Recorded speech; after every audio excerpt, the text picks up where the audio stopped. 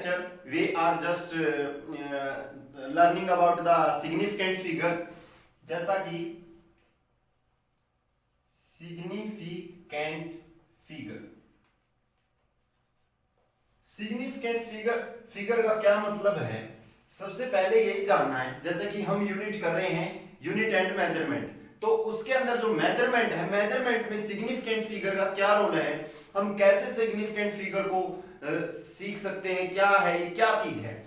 अगर हम मान लो कोई नंबर लिखते हैं 3.653, इस नंबर में सिग्निफिकेंट फिगर का क्या रोल है, हमें इसकी प्रिसीजन देखनी है कि इसकी प्रिसीजन कितनी है, और जो नंबर ऑफ प्रिसीजन जो पॉइंट से डिफाइन होगी उनको हम सिग्निफिकेंट फिगर कहते हैं।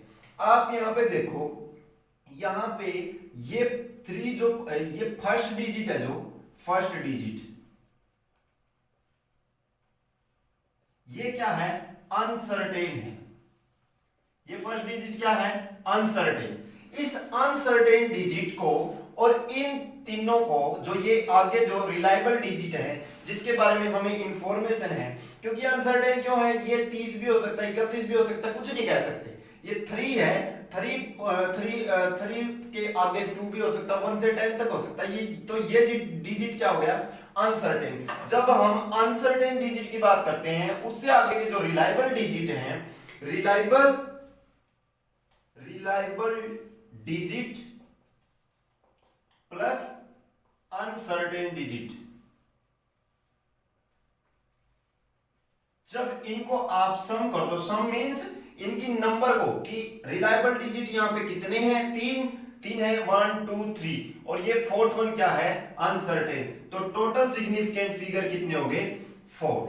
तो ये सिग्निफिकेंट फिगर बताने का मतलब ये क्या है कि हमें ये पता चल जाता है कि इसकी प्रिसीजन कितनी है। इसकी प्रिसीजन अगर 4 सिग्निफिकेंट फिगर हैं और यहाँ पे एक 0 लगा दें, तो इसके अंदर मान ये अनसर्टेन हो गया, इसके बाद 1 2 3 आ सकता है, तो ये अनसर्टेन हो गया, ये 4 क्या हो गया, रिलायबल, तो यहाँ पे सिग्निफिकेंट फिगर कितने हो गए, 5। तो ये 5 की प्रिसीजन ज्यादा है 4 से, तो जिसके जितने ज्यादा सिग्निफिकेंट फिगर होते हैं उतना ही ज्यादा वो सर्टेनिटी होती है उसमें, मतलब वो ज्यादा प्रिसीजन वैल्यू हमें दे पाता है। जब हम यहाँ पे सिग्निफिकेंट फिगर की बात कर रहे हैं, तो हमें ये भी पता होना चाहिए कि इसको हम निकालते कैसे हैं, कि सिग्निफिकेंट फिगर अलग अलग से कैसे चेंजेस होते हैं, तो उसके बारे में हम पता करेंगे कि सिग्निफिकेंट फिगर एक्चुअल में क्या क्या पॉइंट पे डिपेंड करता है। अब सबसे पहले अगर हम बात करें, हमने कोई भी पॉइंट लिख दिया, मान लो हम लिख देते हैं all the significant figure, all the non zero number, मान लो ये 3 2 5, ये जो नंबर जहां पे भी होंगे सारे के सारे सिग्निफिकेंट फिगर होंगे। इसके अंदर कितने हैं, 3 सिग्निफिकेंट फिगर को मैं डिफाइन करता हूं एसएफ से, इसके अंदर कितने हैं, 3 एसएफ है, ठीक है, सिग्निफिकेंट फिगर। तो अगर जो 0 नंबर होगा बिना डेसिमल के, वो क्या होगा, सिग्निफिकेंट फिगर नहीं होगा। तो इसका मतलब इसमें जो नॉन जीरो नंबर है इसके अंदर भी 3 सिग्निफिकेंट फिगर हैं, तो अगर इसकी बात करें। अब उसके बाद बात आती है, अगर हम दो नॉन जीरो नंबर हैं उनके बीच में अगर 0 नंबर आता है तो वो हमेशा क्या होता है, सिग्निफिकेंट। तो इसके अंदर टोटल कितने हैं, 1 2 3 4 5, तो इसके अंदर हो गए 5 सिग्निफिकेंट फिगर। सिग्निफिकेंट फिगर का मतलब क्या है, उसकी प्रिसीजन 5 वैल्यू तक है। तो यहां पे हमने देख लिया।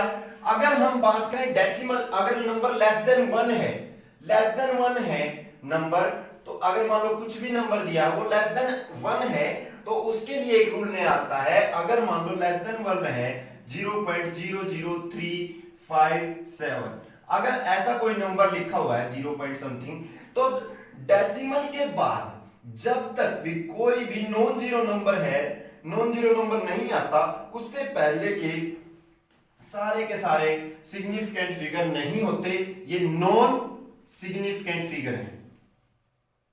सिग्निफिकेंट फिगर, ये नॉन सिग्निफिकेंट फिगर है सारे के सारे, ये वाले। तो इसमें सिग्निफिकेंट फिगर कितने हैं, 3। तो अगर बात होती है कि सिग्निफिकेंट फिगर कौन से हैं इसमें, अगर 1 से लेस है तो हमेशा ये वाले नंबर जो जो कि कोई नंबर नहीं है, जीरो नंबर है, वो नंबर सिग्निफिकेंट फिगर नहीं होते हैं। इससे हमें पता चलता है कि ये क्या है, एक नॉन सिग्निफिकेंट फिगर है अगर इसकी बात करें। अगर हम बात करें यहाँ पे अगर 1 लिख दें, अब इसके अंदर सिग्निफिकेंट फिगर कितने हो गए, 1 2 3 4 5 6, क्योंकि नॉन जीरो नंबर के अंदर है और ये 1 से भी ज्यादा है, तो इसके अंदर 3 और 2 5 और 1 6 सिग्निफिकेंट फिगर आ गए। अगर हम बात करें सिग्निफिकेंट फिगर, इसको हमने डिफाइन कर दिया एसएफ। ये ध्यान रखना आपको, सिग्निफिकेंट फिगर को हमने एसएफ लिखा है, जहां पे भी लिखा हुआ हमने।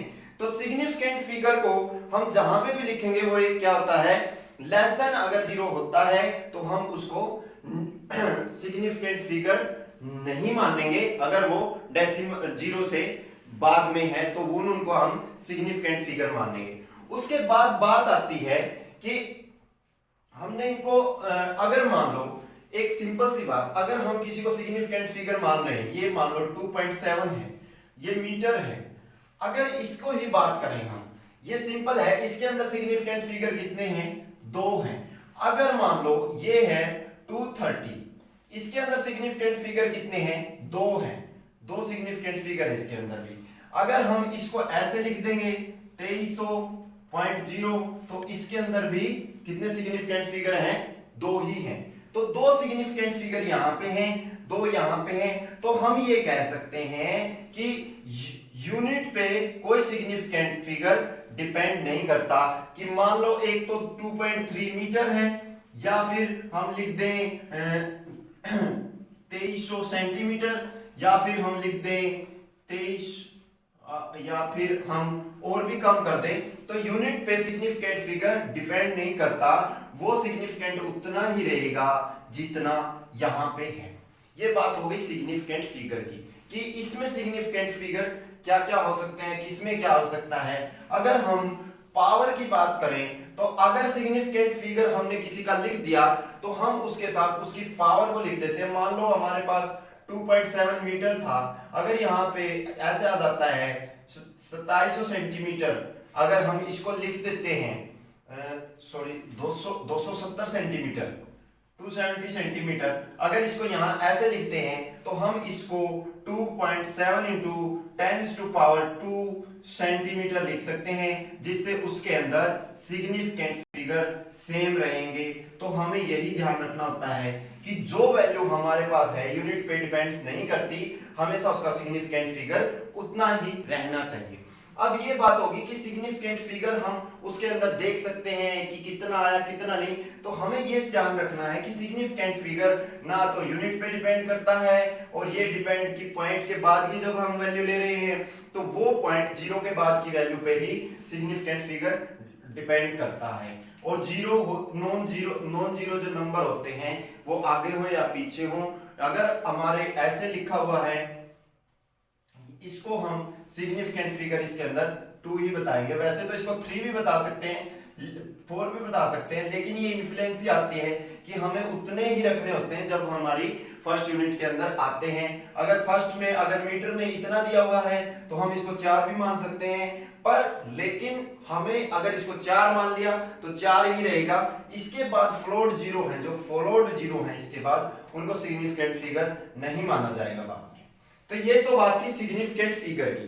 अब बात करते हैं, अगर सिग्निफिकेंट फिगर हमें दे रखा है, ठीक है, हमें सिग्निफिकेंट फिगर दे रखा है, 2 नंबर हैं a प्लस b, a की वैल्यू है, मान लो a दिया हमें 2.75, b दिया है हमें 2.369।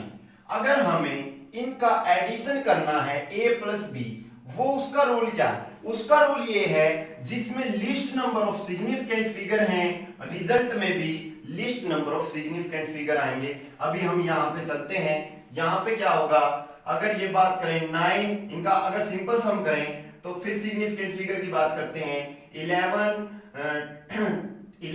1 और ये 5, इतना आंसर आएगा इसका। 9 आ गया, 11 आ गया, 10 1 आ गया, 11 और 2 2 4 5, ठीक है। लेकिन इसके जो मिनिमम लिस्ट इसके अंदर 3 एसएफ हैं और इसके अंदर 4 एसएफ हैं। तो हम यहां देखें मिनिमम इसके अंदर है तो हमें 3 ही लेने हैं, तो सिग्निफिकेंट फिगर के अंदर 9 नहीं आएगा, इसका आंसर आएगा 511। सिमिलरली अगर हम सब्ट्रैक्शन करेंगे जिसके अंदर मिनिमम होंगे उसी की वैल्यू को माना जाएगा कि ये सिग्निफिकेंट फिगर है। हम इसको छोड़ देंगे, इसको इससे माइनस करेंगे, यहां पे 15 माइनस से 9, ये हो गया 3 और ये हो गया 0। तो इसके अंदर आप देखो अगर हम इसको ऐसे माइनस करते हैं 0.390, तो इसके अंदर हमारे पास 2 सिग्निफिकेंट फिगर आते हैं। तो 2 सिग्निफिकेंट फिगर को हम ऐसे भी चेंज कर सकते हैं 0.00, अगर हमारे 2 आ गए तो हम इसको ऐसे भी कर सकते हैं 390 इंटू 10 रेज टू पावर 3। तो अगर हम इसको ऐसे लिख देंगे तो इसके अंदर ये सिग्निफिकेंट फिगर हैं, ये 3 हो गए, तो हमें उतना ही आंसर लिखना है जितने इसके अंदर दिए गए हैं। तो हमें हमेशा ध्यान रखना है कि जो रिजल्ट है वो 3 सिग्निफिकेंट फिगर में आना चाहिए, हमेशा हम उसको चेंज कर लेते हैं। आप दोबारा समझ सकते हैं कि इसके अंदर 3 थे, इसके अंदर 4 थे, जब हमने इसको माइनस किया तो हमने ऐसे माइनस किया, मान लो यहाँ पे कुछ भी नहीं है तो इन्हीं को माइनस करेंगे क्योंकि ये तो हो नहीं सकता, इसको अनसर्टेन है, यहाँ पे 0 थोड़े ना मान सकते हैं, तो हम इसको छोड़ देते हैं, इन्हीं को माइनस करते हैं, इसका ये आंसर आया। तो अगर हम इसके अंदर सिग्निफिकेंट फिगर देखें, अगर इसके अंदर सिग्निफिकेंट फिगर देखते हैं तो सिग्निफिकेंट फिगर इसके अंदर कितने हो गए, वैसे तो इसके अंदर 2 है, लेकिन हमें कितने चाहिए मिनिमम 3 कितने चाहिए, इसको लिए हम इसको 10 टू पावर में ले जाएंगे, जिससे जो आपको मैंने ऐसे शुरू में बताया कि अगर 23 लिखा हुआ है तो हम उसके अंदर 2 सिग्निफिकेंट फिगर करेंगे। अब भी ये 2 है, लेकिन हमें ये ध्यान रखना है रिक्वायरमेंट के अकॉर्डिंग अगर पॉइंट से पहले हैं, डेसिमल पॉइंट से पहले हैं, तो हम उसके अंदर 3 सिग्निफिकेंट फिगर भी कह सकते हैं, 4 सिग्निफिकेंट। बट एक रूल ये जरूर है, अगर हम इसकी यूनिट चेंज करते हैं तो यूनिट चेंज होने से जो एक्चुअल सिग्निफिकेंट फिगर थे वो चेंज नहीं होंगे। जो 23 में थे, अगर 23 है उसके अंदर जो सिग्निफिकेंट फिगर थे यूनिट चेंज होने से वो चेंज नहीं होंगे। अगर हमें रिक्वायर है तो हम उसको 3 कर सकते हैं, इसके अंदर 3 सिग्निफिकेंट फिगर आ जाएंगे 0 लगाने से। पर प्रिसीजन क्या है, 3 है तो हमेशा हमें 3 सिग्निफिकेंट फिगर में आंसर लिखना है। जैसा कि हम डिवाइड की बात करें, डिवाइड में भी ऐसा ही है, जब हम डिवाइड करते हैं, मान लो a की वैल्यू दी गई है, b की वैल्यू कुछ दी गई है, जिसमें least number of significant figure हैं, उसको हम क्या कहेंगे। मान लो यहाँ पे 6.37 था और ये 2.03 था, 2 था। अगर हम इनको डिवाइड करेंगे 6.37 डिवाइडेड बाय 2, इसका आंसर क्या आएगा। इसमें मिनिमम सिग्निफिकेंट फिगर 1 है तो हम इसको डिवाइड करेंगे 2, यहाँ पे आ जाएगा 3 1 एक यहाँ पे तो 8 और उसके बाद 1 तो 5, ये 3 आ गया, लेकिन हमें तो कितना चाहिए 1, तो हम इसको सिर्फ और सिर्फ 3 कहेंगे। ये क्या हो गया सिग्निफिकेंट फिगर, ठीक है। तो हमारा इसका आंसर आएगा सिर्फ 3, ठीक है, आगे का कुछ नहीं आएगा क्योंकि मिनिमम सिग्निफिकेंट फिगर कितने हैं 2 है, ऐसे डिवाइड में हो जाता है। और जब मल्टीप्लाई करते हैं उसमें भी हम ऐसे ही देखते हैं कि सिग्निफिकेंट फिगर पे मल्टीप्लिकेशन में जिसके अंदर minimum number of significant figure हैं वो हम क्या देखेंगे कि वो सिग्निफिकेंट फिगर उसके अंदर। आप समझ गए होंगे सिग्निफिकेंट फिगर क्या, सिग्निफिकेंट फिगर बेसिकली ये है कि मान लो 3.305 वैल्यू ली है, एक तो अनसर्टेन डिजिट है और जो सर्टेन रिलायबल डिजिट है उनका सम है, तो इसके अंदर देखा जाए तो 4 सिग्निफिकेंट फिगर हैं। अब बात करते हैं कि राउंडिंग ऑफ क्या होता है। ये सिग्निफिकेंट फिगर की बात करती तो राउंडिंग ऑफ क्या होता है।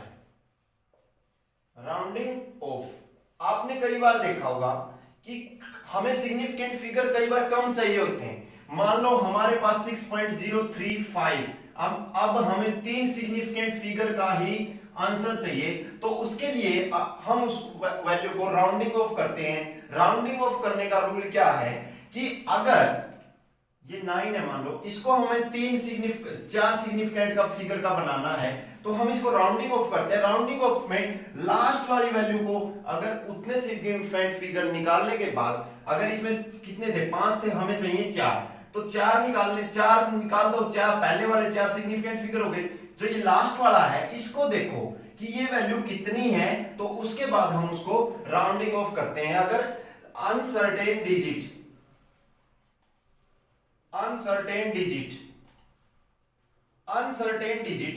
इज ग्रेटर देन 5, तो क्या हो जाएगा, राउंडिंग ऑफ एक इंक्रीज हो जाएगा उससे पहले वाले रिलायबल डिजिट में। अब बात करते हैं 0.3367 ऐसा कुछ लिखा हुआ था। अगर हमें ये वाला डिजिट है जो इसको इसके अंदर देखना है कि राउंडिंग ऑफ कैसे होगा, तो हम क्या करेंगे, इस लास्ट वाले डिजिट को देखेंगे जो कि अनसर्टेन डिजिट है। ये 7 है, इज ग्रेटर देन 5, तो ये नंबर एक इंक्रीज हो जाएगा, तो इसका राउंडिंग ऑफ करके क्या आ जाएगा 2.337। ठीक है, अगर ये कम होता, अगर ये 5 से कम होता, अगर ये लेस देन 5 होता, तो लेस देन अगर 5 होता, अगर हम इसको करते कि ये नंबर लेस देन 5 है, तो यहां पे हम लिख देते हैं 2.30693। ये 3 क्या है, लेस देन 5 है, तो ये नंबर एज इट इज आ जाएगा। तो इसका जो राउंडिंग ऑफ है ये क्या आ जाएगा 2.3069। ठीक है, तो मान लो हमको 5 सिग्निफिकेंट फिगर चाहिए थे 6 की बजाय, तो हम उसको राउंडिंग ऑफ कर देंगे। ये बात हो गई 5 की। ये 5 से अगर 5 से कम आ जाता है तो आप क्या करोगे, तो उसको ऐसे ही लेफ्ट आउट छोड़ दोगे, हटा दोगे। अगर 5 से ज्यादा आता है तो एक नंबर इंक्रीज कर दोगे उससे पहले वाले सिग्निफिकेंट फिगर में। अगर ऐसा हुआ, ये तो हो गई 5 से कम ज्यादा, अगर हमारे पास ऐसा हुआ कि वो इक्वल टू 5 आ गया, तो वहां पे हम क्या करेंगे, अगर वो इक्वल टू 5 आ जाता है तो उसके लिए हम क्या करेंगे, वहां पे हम जो अनसर्टेन डिजिट है उसको देखेंगे कि उससे पहले वाला डिजिट इवन है या ओड है। मान लो 2.3456 ऐसा कुछ दिया गया है।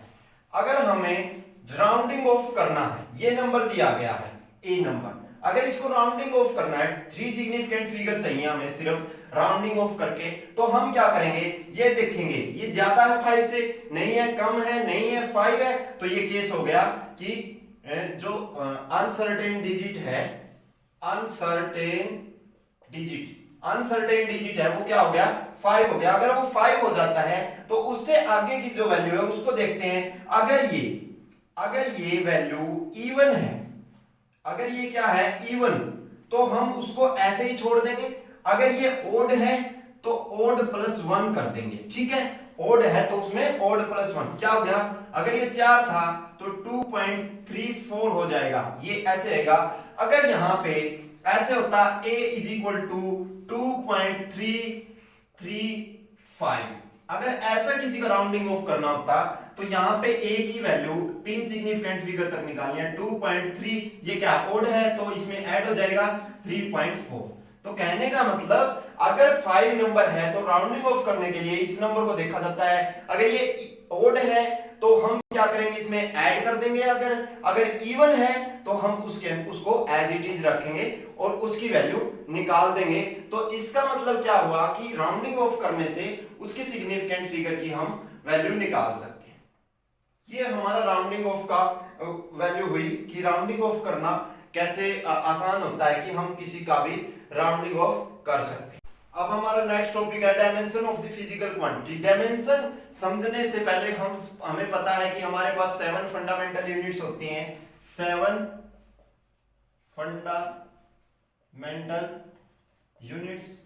फंडामेंटल यूनिट्स मतलब इनसे सारी की सारी यूनिट्स निकलती हैं। 7 फंडामेंटल यूनिट्स क्या हैं, सबसे पहले मास है, फिर लेंथ है, फिर टाइम है, फिर ल्यूमिनेसेंस इंटेंसिटी कैंडला है, फिर थर्मोडायनेमिक टेम्परेचर की केल्विन है, और करंट की एम्पियर है, और उसके बाद मोल है। ठीक है, ये 7 यूनिट हैं। इनका यूज करके हम ये बता सकते हैं किसी भी क्वांटिटी की कि उसकी डायमेंशन क्या है। उसकी डायमेंशन का मतलब अगर वो अकेली अगर मास है उसके अंदर तो हम मास के द्वारा कहेंगे, अगर उसके अंदर लेंथ भी है, लेंथ का कुछ पार्ट है, टाइम का कुछ पार्ट है, तो उसकी डायमेंशन, उसकी यूनिट्स को डिफाइन करना हम इनसे 7 यूनिट का यूज करके हर किसी क्वांटिटी की डिफाइन कर सकते हैं। लेकिन उसका जो डायमेंशनल फॉर्मूला है, डायमेंशनल फॉर्मूला, वो कैसे लिखा जाता है? हमेशा स्क्वायर ब्रैकेट के अंदर लिखा जाता है। जैसे हम बात करें मास की, अगर हमें बॉडी के मास का डायमेंशनल फॉर्मूला लिखना है तो वो होगा m। अगर हमें बात करें लेंथ की, लेंथ का अगर डायमेंशनल फॉर्मूला लिखना है तो वो होगा l। तो इसी तरह से अगर हमें टेम्परेचर का लिखना है, टेम्परेचर का डायमेंशनल फॉर्मूला लिखना है तो वो होगा k, लेकिन स्क्वायर ब्रैकेट के अंदर। अब डायमेंशंस का क्या मतलब हुआ? यहाँ पे डायमेंशनल फॉर्मूला तो लिख दिया, डायमेंशन का क्या मतलब हुआ कि how much rise of the power, मतलब अगर मास उसमें 1 है तो यहाँ पे हम 1 1 लिख देंगे, क्योंकि इनके अंदर मास के अंदर मास 1 है। अगर मास का स्क्वायर होता, जैसा कि हम फोर्स के अंदर लिखाते हैं gravitational force, mass into mass divided by radius square into, यहाँ पे लिखते हैं हम क्या, यहाँ पे हम लिखते हैं कि g मल्टीप्लाइड बाय ग्रेविटेशन में 2 बार मास है। तो यहाँ पे जब हम इसका डायमेंशनल फॉर्मूला निकालेंगे फोर्स का, तो उसमें 2 बार मास आ सकता है, पर हमें देखना होगा कैसा होगा। तो हमें जो ये पावर राइज की है, हम इसको dimensions of physical quantity define करते हैं। ये राइज होती रहती है, जितने ज्यादा उसके अंदर उसके कंपोनेंट, अगर मास 2 बार हुआ है तो स्क्वायर हो जाएगी, 3 बार लेंथ हुई है तो 3 हो जाएगी, जैसा कि हम करते हैं। अभी हम देखेंगे कि किस किस में होती है। जैसे कि सिंपली हमें 7 फंडामेंटल यूनिट यूज करनी है। बेसिकली ये 3 ज्यादा यूज होती हैं, मास, लेंथ और टाइम, क्योंकि हमारी जनरल लाइफ में हमेशा मास, लेंथ, टाइम के बारे में फिजिकल जो क्लासिकल फिजिक्स है उसके अंदर यही पढ़ते हैं। तो हम बात करते हैं, मान लो हमारी लेंथ के लिए हमने लिख दिया, मास के लिए m लिख दिया, लेंथ के लिए l लिख दिया। तो आपको ध्यान रखना है, अगर मैं बात करूं वेलोसिटी की, वेलोसिटी क्या होता है? वेलोसिटी क्या होता है? वेलोसिटी होता है डिस्टेंस अपॉन में time, rate of change of distance with time. हमेशा सबको पता है ये। तो डिस्टेंस किस में मेजर की जाती है? डिस्टेंस मेजर की जाती है लेंथ में, मतलब मीटर में, तो हम इसको लेंथ लिख सकते हैं। तो डिस्टेंस मेजर की गई लेंथ और डिवाइडेड बाय टाइम मेजर की गई t। तो हम अगर इसको डायमेंशनल फॉर्मूला इसका लिखें तो क्या होगा? l square bracket t minus 1, क्योंकि t ऊपर जाएगा तो माइनस का हो जाएगा, क्योंकि इसकी पावर यहाँ पे +1 है दोनों की, ये ऊपर जाएगा तो lt माइनस 1। ऐसे ही अगर हम वेलोसिटी की वैल्यू निकाल ली है, अगर हम एक्सेलरेशन निकाल लें, रेट ऑफ चेंज ऑफ अगर हम बात करें एक्सेलरेशन की बात करते हैं हम, एक्सेलरेशन की बात करते हैं, वो क्या होती है?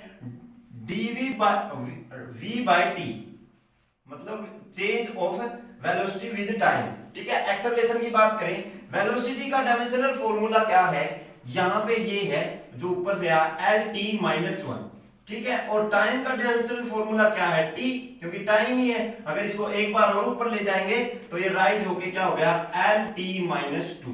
तो डायमेंशनल फॉर्मूला यहां से निकल गया कि एक्सेलरेशन का डायमेंशन, क्योंकि बेस यूनिट हमारा शुरू से चलता है, तो हमें ये पता होना चाहिए कि इसके अंदर वेलोसिटी के अंदर डिस्टेंस कितनी है, लेंथ कितनी है, क्योंकि यहाँ पे वेलोसिटी अपॉन में टाइम हो गया, तो वेलोसिटी के अंदर लेंथ इतनी है, 1 टाइम्स है, और टाइम 2 टाइम्स हो गया, तो 2lt माइनस 2।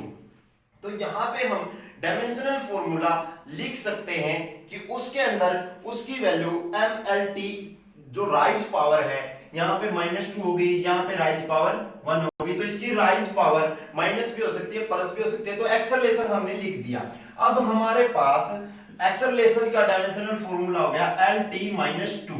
ये हो गया एक्सेलरेशन का डायमेंशनल फॉर्मूला। अगर बात करें, अगर हमें फोर्स का डायमेंशनल फॉर्मूला निकालना है, तो फोर्स के लिए हम क्या करेंगे? फोर्स क्या होता है? Mass into acceleration, mass into acceleration होता है। तो फोर्स के लिए क्या है? मास का डायमेंशनल फॉर्मूला क्या है? m। ठीक है, और एक्सेलरेशन का यहाँ पे स्क्वायर ब्रैकेट लगाना ना भूलें हमेशा, एल टी माइनस टू। अगर हम इसको ब्रैकेट में डाल देते हैं तो यहां से क्या होगा, M L T minus two. ये हमेशा जब प्रोडक्ट करते हो ना ऐसे दिखते हैं, प्रोडक्ट नहीं है, टोटली सम है। जब डिवाइड में तो ऊपर माइनस आ जाता है, तो ये आपस में प्रोडक्ट नहीं है कि इनकी प्रोडक्ट कर दो।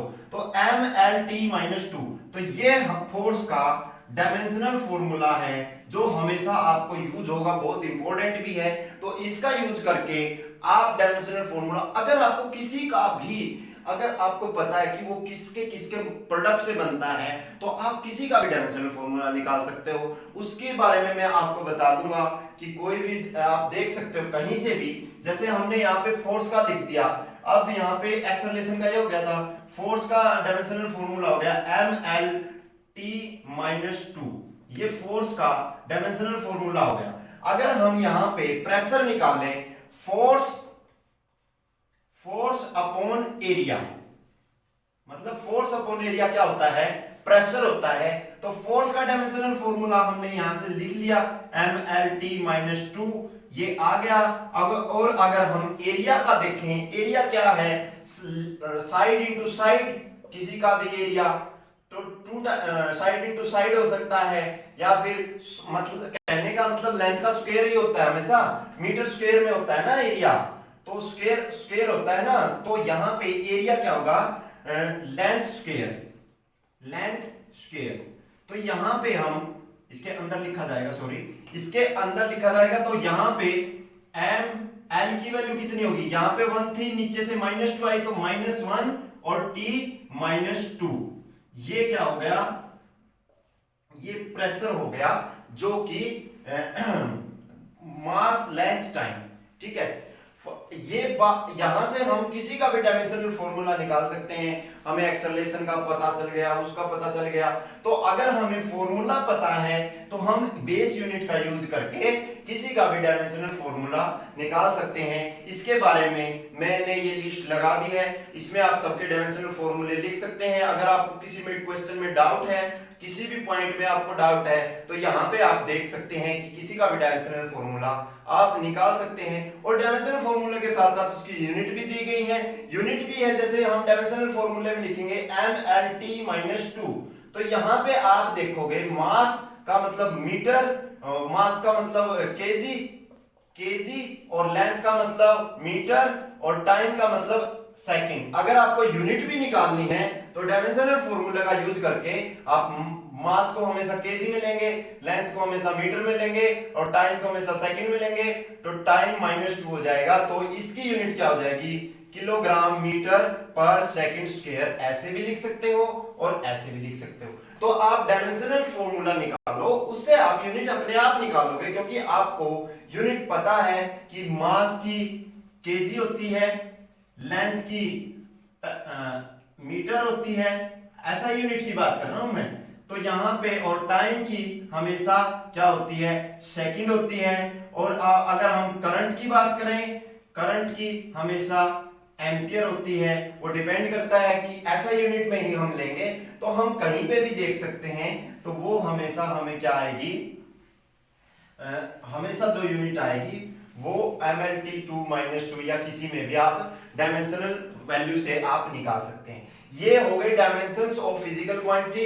इसके बारे में अगर आपको कुछ डाउट है, कुछ पूछना है, तो आप कमेंट में लिख सकते हैं। और ये डायमेंशनल, इसके साथ ही आपकी डायमेंशनल क्वांटिटी के साथ ही आपका ये first chapter unit and measurement खत्म होता है। और इसके अंदर कोई डाउट है तो आप पूछ सकते हैं। इसके रिवीजन के लिए एक नेक्स्ट क्लास देखेंगे, अगर होती है तो रिवीजन करते हैं। तो इसके साथ साथ ये चैप्टर कंप्लीट हो गया। अब ये सेकंड चैप्टर हो गया, नेक्स्ट हम थर्ड चैप्टर करेंगे नेक्स्ट वाले लेक्चर में।